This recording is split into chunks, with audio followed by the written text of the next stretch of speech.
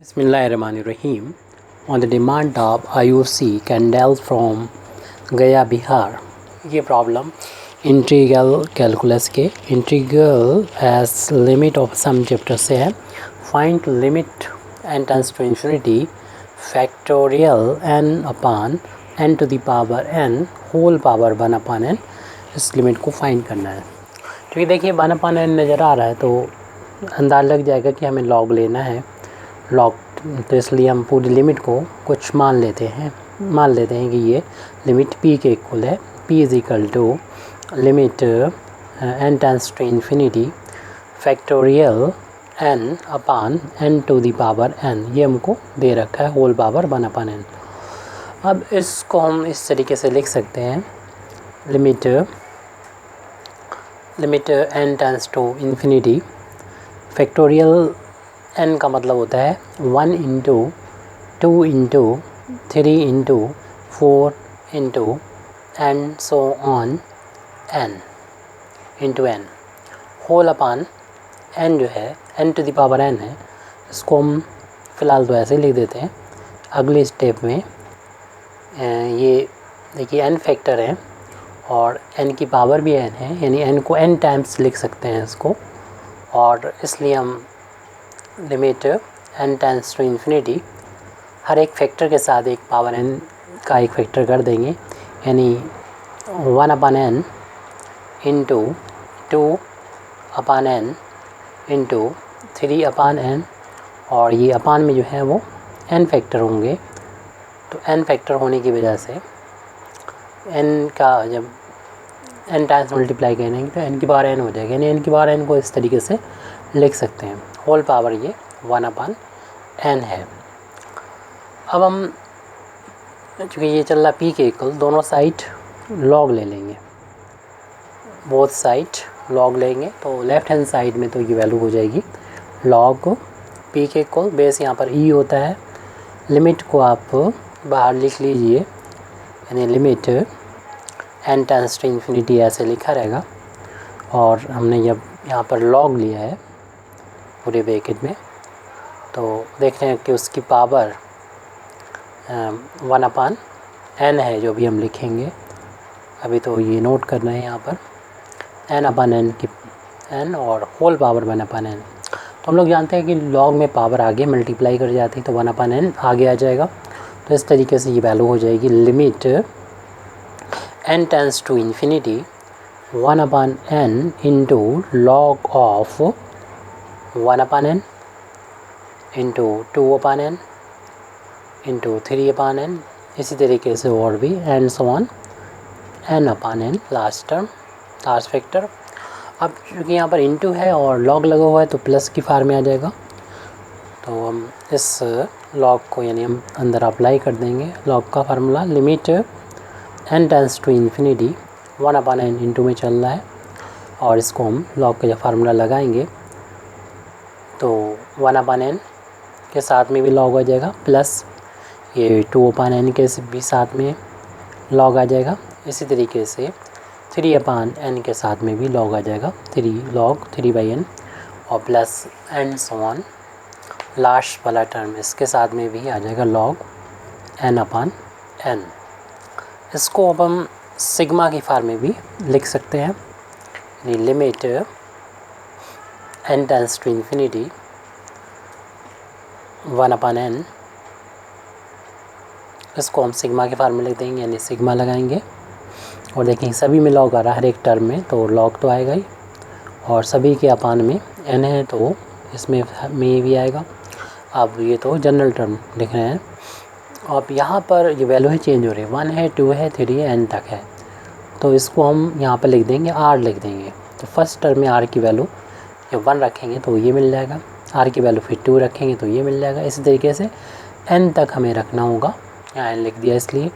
और सिग्मा का मतलब 1 रखें प्लस कर दें, 2 रखें प्लस कर दें, इस तरीके से सारे टर्म हमको मिल जाएंगे. अब इसको हम सिग्मा को 1 अपान n को इसको हम लास्ट में लिख सकते हैं. ये सिग्मा जो है r के लिए है इसलिए हम इसको इस तरीके से भी लिख सकते हैं. और ये लेफ़्ट हैंड साइड में चल रहा था लॉग पी के इक्वल चल रहा है। तो यहाँ पर हम लिख दें लिमिट को पहले लिख दें n टेंड्स टू इन्फिनिटी, शायद लिमिट पहले ही चल रही थी। हाँ, तो सिग्मा को इसके साथ में लिख दें, सिग्मा r की वैल्यू 1 to n और 1/n जो था उसको हम अंदर ले गए सिग्मा के, और इसको लास्ट में लिख देंगे लॉग की वैल्यू है r/n और 1/n को यहाँ लिख दें। अब जैसे कि हम लोग जानते हैं कि इसके करस्पॉन्डिंग डेफिनेट इंटीग्रल को भी लिख सकते हैं। इस लिमिट और सिग्मा की जगह पर इंटीग्रेशन का साइन आ जाएगा, और अभी लिमिट हम लोग बाद में लिख देंगे, पहले लॉग फंक्शन लिख दें और r/n की जगह पर हम लोग x लिख देते हैं और 1/n की यहाँ पर को रिप्लेस कर देते हैं dx से।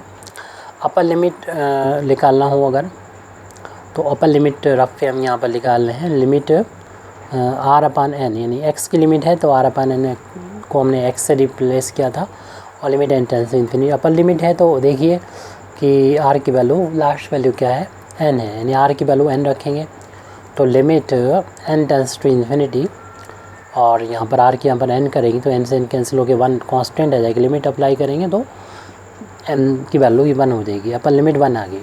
लोअर लिमिट 0 आती है, कैसे आती है कि इस तरीके से निकाली जाती है, limit n tends to infinity r/n यानी x की वैल्यू होती है r/n, और r चूँकि फर्स्ट टर्म की r की वैल्यू 1 है तो r की जगह पर 1 रख देंगे, तो limit n tends to infinity 1/n limit 1/n, और लिमिट हटाएंगे तो n जहाँ पर भी है वहाँ पर उसकी वैल्यू इन्फिनिटी रखेंगे, 1/∞ की वैल्यू 0 होती है, तो लोअर लिमिट 0 हो गई। अब इस इंटीग्रल को हमें सॉल्व करना है, तो इंटीग्रेशन बाई पार्ट से सॉल्व कर सकते हैं, और इंटीग्रेशन पार्ट्स के लिए यहाँ पर 2 फंक्शन होना चाहिए। तो एक फंक्शन log x है, एक हम 1 का इंटू मान लें और इसको हम सेकेंड फंक्शन बोल दें और इसको फर्स्ट बोल दें। और हम लोग जानते हैं 2 फंक्शन के मल्टीप्लिकेशन का इंटीग्रेशन का फार्मूला जो होता है वो यहाँ पर अप्लाई कर देंगे, क्योंकि 2 फंक्शन का अगर मल्टीप्लिकेशन हो फर्स्ट और सेकेंड का तो फार्मूला होता है first function as it integration of second और माइनस डिफ्रेंशिएशन ऑफ फर्स्ट और इंटीग्रेशन ऑफ सेकेंड, और जो दोनों का मल्टीप्लिकेशन आएगा उस पूरे का इंटीग्रेशन। तो इस फार्मूले को हम यहाँ पर यूज़ करेंगे, और ये लेफ़्ट हैंड साइड में log p के इक्वल चल रहा है, राइट हैंड साइड में इस फार्मूले के यूज़ करेंगे तो फर्स्ट फंक्शन यानी log x को एज इट लिख देंगे, इंटीग्रेशन ऑफ सेकेंड यानी 1 का इंटीग्रेशन, सेकेंड फंक्शन 1 है, 1 का इंटीग्रेशन x होता है और लिमिट इसकी चली रही है 0 to 1, फिर माइनस का साइन है और डिफ्रेंशिएशन करना होगा हमको फर्स्ट फंक्शन का यानी log x और सेकेंड फंक्शन का इंटीग्रेशन जैसे अभी लिखा था 1 का इंटीग्रेशन x, और फिर इसका इंटीग्रेशन, लिमिट चल रही थी 0 से 1। यहाँ पर अपर लिमिट रख देंगे जो कि x को अगर पहले लिख दें तो हमारे ज़्यादा समझ में आएगा, x log x और लिमिट यहाँ पर 0 to 1 माइनस, तब तक हम यहाँ पर ये काम करें कि इस log x का डिफ्रेंशिएशन करना है जो कि 1/x होता है, और x ये लिखा हुआ है, x ऊपर नीचे कैंसिल भी हो जाएगा और सिर्फ 1 बचेगा। इसमें हम तब तक अपर लिमिट और लोअर लिमिट लगा दें, यहाँ पर भी x मिलेगा वहाँ पर अपर लिमिट यानी 1 रखना होगी, फिर माइनस लोअर लिमिट यानी 0 रखना होगी। तो 0 इंटू 0 x की वैल्यू जब रखेंगे तो ये वैल्यू 0 के बराबर आ जाएगी।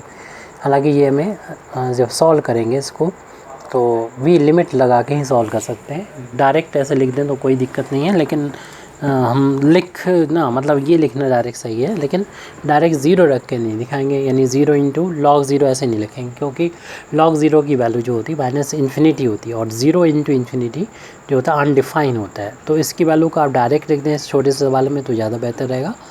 और अगर हम इसको फिर लिखने ही जा रहे हैं तो फिर हमें लिमिट के तौर पर इसे सॉल्व करना पड़ेगा, जो इस प्रॉब्लम के लिए बड़ा हो जाएगा, इसलिए हम उसको यहाँ पर स्किप कर देते हैं और डायरेक्ट इसकी वैल्यू यहाँ पर लिख देते हैं। लिख दी हमने, यहाँ 0 लिख दी, और यहाँ पर 1 का इंटीग्रेशन x हो जाएगा और इसमें लिमिट 0 to 1 हमें लिखना होगा। ये वैल्यू log 1 की वैल्यू हम लोग जानते हैं कि 0 होती है, तो 0 रख दीजिए तो 0 से ख़त्म हो गया, सिर्फ ये बचेगा जो कि अपर लिमिट यानी जहाँ पर भी x मिलेगा 1 रखेंगे, लोअर लिमिट 0 रखेंगे। ये वैल्यू 0 हो गई और ये वैल्यू 1 यानी माइनस का 1 आ गया, -1, क्योंकि इसे log p के इक्वल चल रहा है और p की वैल्यू निकालना है, तो हमें इसे भी log की फार्म में बदल लेना चाहिए, या फिर हम ऐसा कर सकते हैं कि एंटी लॉग लें, इसका हम लोग जानते हैं log बेस e है, और जब हम एंटी लॉग लेके p की वैल्यू निकालेंगे तो जो राइट हैंड साइड में जो भी होता है वो ई की पावर में पहुंच जाता है, यानी जो भी बेस होता है उसकी पावर में पहुंच जाता है। पी जो कि हम लोग को फाइंड करना था, यानी लिमिट जिसको हमने माना था पी, वो एक्चुअल में दिया गया क्वेश्चन था, यानी limit of factorial n upon n to the power n whole power 1 upon n की वैल्यू आ गई e की पावर -1। पावर प्लस करना है तो 1 अपान e की पावर 1 लिख दें, और जब 1 होती तो लिख के नहीं आती, तो 1 अपान e हमारा ये कंप्लीट आंसर हो गया। Thank you very much Indeed for listening me. व आखिर दावाना अल्हम्दुलिल्लाहि रब्बिल आलमीन।